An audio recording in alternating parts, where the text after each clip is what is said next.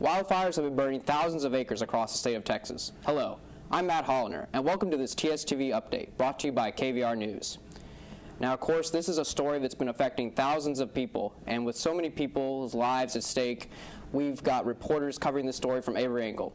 Right now, I'm joined by KVR reporter Morgan Williams, who has the latest, and she was actually out there at the scene of these fires earlier today. And Morgan, I think the first question is, how close are they to containing these fires? Well, today we were told that the Steiner Ranch fire is 75% contained, and actually they're thinking that by tomorrow evening they will have full containment of that fire.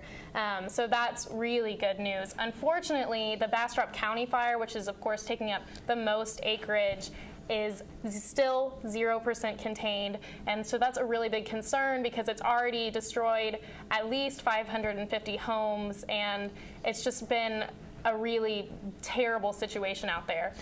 Yeah, it's definitely the biggest fire by far and causing the most damage. But do firefighters have any better idea of what caused some of these fires? Once again, today we were out in Steiner Ranch, and they told us that they think it was probably due to the high winds that came in, and that caused the power lines to just really get shooken up and catch some brush that was really dry from the drought on fire. And so they're pretty sure that was the cause. However, they're still investigating it. Once again, in Bastrop, we still really just can't tell yet. Until they get that fire more contained, they really won't be able to go in there and investigate. Yeah, it's going to be interesting to find that out.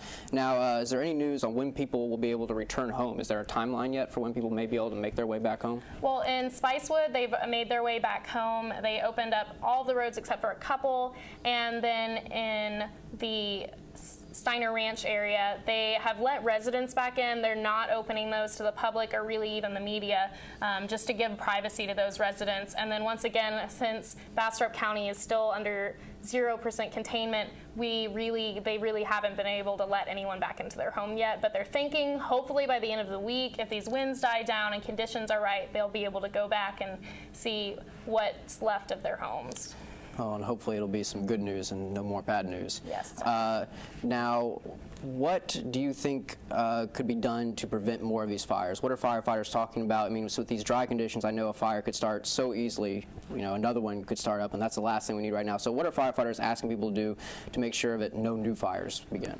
Well, today, Fire Department Chief, Austin Fire Department Chief, actually she spoke today, and she told us that one of the main concerns that she's really asked is that if people who smoke, especially cigarettes, would just really be cautious and aware of how that's affecting people. Like, if they are smoking, put out that cigarette in the car or at home. Don't just throw it out the window of the car, because even something as careless as that can start one of these brush fires. And as we've seen, they quickly can get out of hand.